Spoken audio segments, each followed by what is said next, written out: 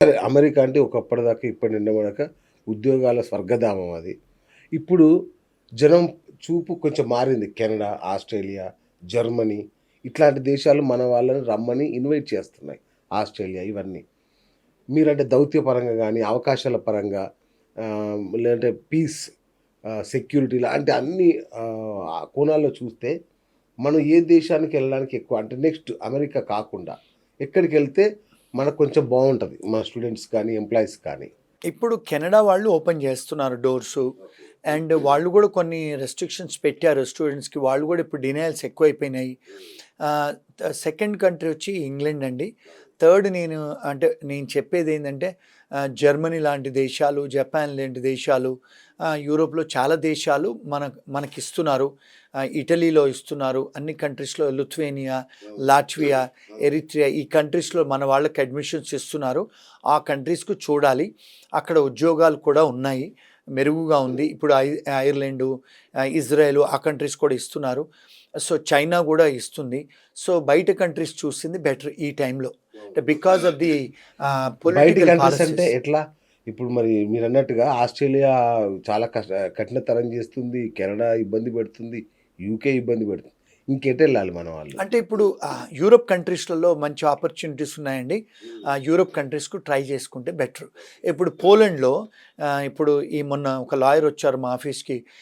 మనం అనుకోం పోలాండ్లో అన్ని జాబులు ఉన్నాయని. ఇప్పుడు ఎలక్ట్రీషియన్స్కు జాబులు ఉన్నాయి, ప్లంబర్స్కు జాబులు ఉన్నాయి, అక్కడ స్కెఫోల్డింగ్స్ జాబులు ఉన్నాయి, బెల్జియంలో జాబులు ఉన్నాయి, వాళ్ళు వెల్డర్స్కు జాబులు ఉన్నాయండి. ఇప్పుడు వాళ్లకు పోలాండ్లో ఒక 300-400 మంది కావాలంట. మరి పోలాండ్లో చదువుకోవడానికి వెళ్తే కూడా 4 లక్షలలో ఎంబీఏ అయిపోతుంది. మరి అక్కడ ఉద్యోగాలు ఉన్నాయి 4 లక్షలే.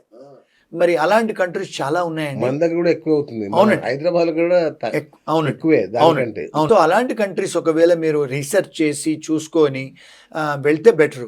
ఇంకోటి ఏంటంటే మునుపటి మాదిరి మనకు తెలియదని లేదు. ఇప్పుడు మన చేతిలో స్మార్ట్ ఫోన్ ఉంది, అన్ని కూడా మనం చూసుకోవచ్చు. వచ్చిన తర్వాత అన్ని ఆన్సర్స్ ఉన్నాయి. అవును. మునుపటి రోజుల్లాగా మాకు తెలుగే వస్తుంది, ఇంగ్లీష్ రాదంటే మీరు తెలుగులో కూడా చూసుకోవచ్చు, ఏఐలోను, గూగుల్లో. సో ఇప్పుడు కమ్యూనికేషను ఒక లాంగ్వేజ్ బ్యారియర్ కాదు, రీసెర్చ్ చేసుకోవడం కూడా బ్యారియర్ కాదు. ఇప్పుడు మీకు ఒకవేళ టైప్ చేయడం కూడా రాకపోతే నోట్తో కూడా చెప్పచ్చు, మీకు గూగుల్ ఆన్సర్ ఇస్తుంది. సో రీసెర్చ్ చేసుకోవాలండి, చేసుకొని వెళ్తే బెటర్. అది నా ఒపీనియన్. ఒకవేళ అంటే రీసెర్చ్ చేస్తారు కానీ ఏ ఏ పాయింట్స్ చేయాలో చెప్తారా? అంటే ఒక కంట్రీని చూజ్ చేసుకోవాలనుకున్నప్పుడు 1 to 3 అనేవన్నీ ఒక ఫార్ములా ఉంటుంది, ఇవి చూసుకోండి, ఇవి ఓకే అనుకుంటే వెళ్ళండి అని చెప్పడానికి ఏమైనా ఉన్నాయా? ఉన్నాయండి. ఫస్ట్ చూసుకోవాల్సింది ఏంటంటే ఎంప్లాయ్మెంట్. అక్కడ ఏ ఉద్యోగాలకు ఎంప్లాయ్మెంట్స్ ఉన్నాయి.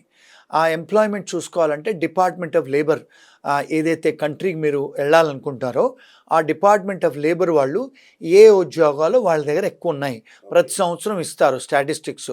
ఒకటి అది చూసుకోవాలండి.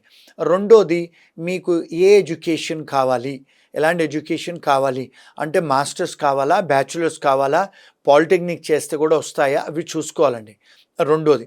మూడోది ఏంటంటే మనకు ఏ పోలీస్ కేసులు మన మీద ఉండకూడదు. నాలుగోది ఏంటంటే కొన్ని కంట్రీస్ మీకు మెడికల్ క్లియరెన్స్ కూడా అడుగుతారు, అంటే మెడికల్లీ కూడా మీరు ఫిట్ అయి ఉండాలి. ఇలాంటి ఏ కంట్రీస్ ఉన్నాయి చూసుకొని.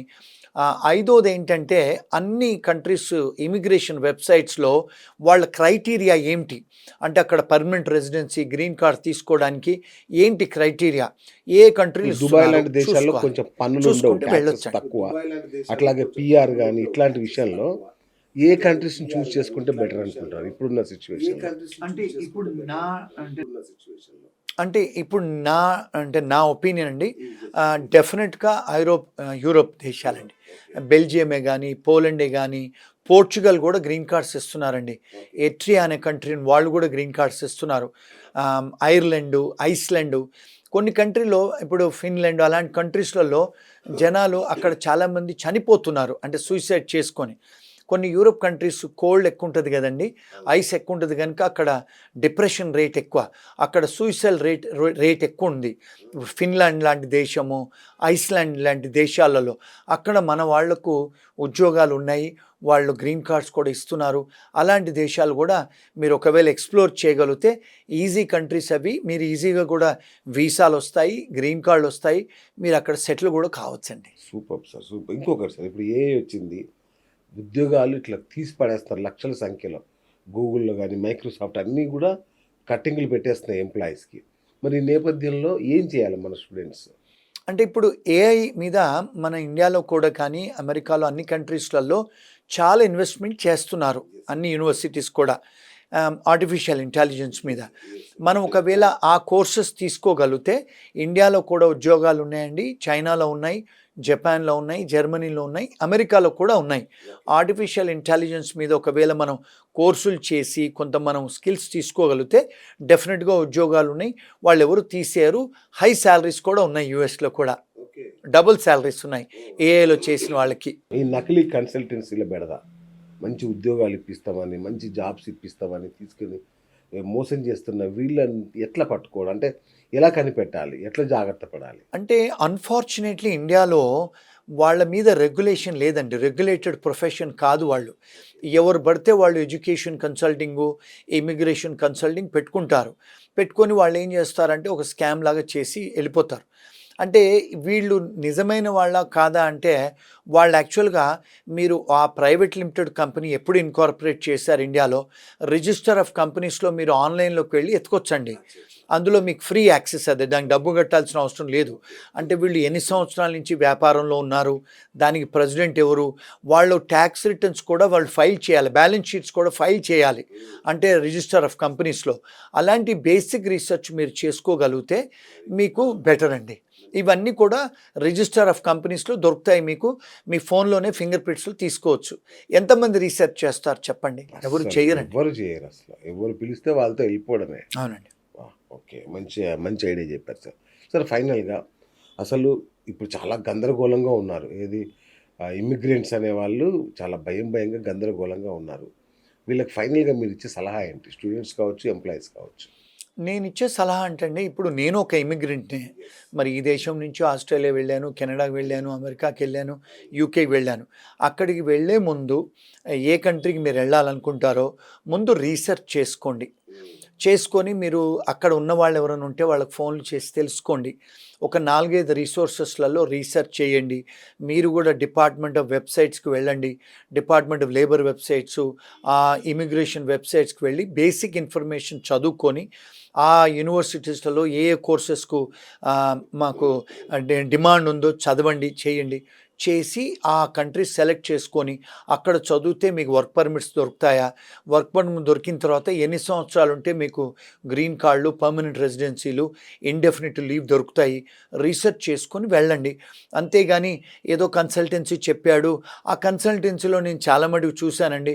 10th క్లాసు, ఇంటర్మీడియేట్ పాస్ అయిన అమ్మాయిలే కూర్చొని సలహాలు ఇస్తున్నారు. మరి దారుణంగా. 10th క్లాసు, ఇంటర్మీడియేట్ పాస్ అయిన వాళ్ళకి సలహాలు ప్రాపర్ ట్రైనింగ్ కూడా ఉండదు లేదు. వాళ్ళకి. మరి వాళ్ళు ఇచ్చిన సలహాలు మీరు తీసుకొని వెళ్తే ఎలా ఉంటుందండి? వాళ్ళు ఇంతవరకు ఒక మంచి మాట కంట్రీ చెప్పారు. తిరిగింది లేదు అవును. వాళ్ళు. అవును. సో ఎవరైతే ఉంటారో ఆ క్వాలిఫైడ్ పీపుల్‌తోని సలహాలు తీసుకొని వెళ్ళండి. That is my advice. ఈ టెన్షన్‌లో కుటుంబాలు చాలా టెన్షన్ పడుతున్నాయి. వాళ్ళకి మానసికంగా ఊరటనిచ్చే ఒక మాట ఏదైనా చెప్పండి. అంటే, నేను నాకెవరు కాల్ చేసినా కూడా నేను కంట్రీ వరల్డ్ మొత్తంలోనండి ఇలాంటి చాలా ఇంటర్వ్యూలు ఇస్తుంటాను. నాకెవరైతే చూసి నాకు టెక్స్ట్ చేస్తారో, ఫోన్లు చేస్తారో, మెసేజ్‌లు పెడతారో డెఫినిట్‌గా వాళ్ళకి కాల్ చేసి ఒక 4, 5 దేశాల గురించి అయితే ఈజీగా చెప్పగలుగుతానండి నేను. ఎందుకంటే 4, 5 దేశాల్లోనే మాకు ఆఫీసులు ఉన్నాయి. నేను ఐటీ కన్సల్టింగ్ బిజినెస్‌లు, ఫార్మా, అకౌంటింగ్ ఫర్మ్ అన్నిటికీ మేము అడ్వైజులు చేస్తాం గనక నేను బేసిక్ ఇన్ఫర్మేషన్ అయితే ఇవ్వగలుగుతానండి. ఎవరన్నా ఏదైనా క్వెషన్స్ ఉంటే they can call us. We will try and help them as much as we can అండి. Super sir. Thank you.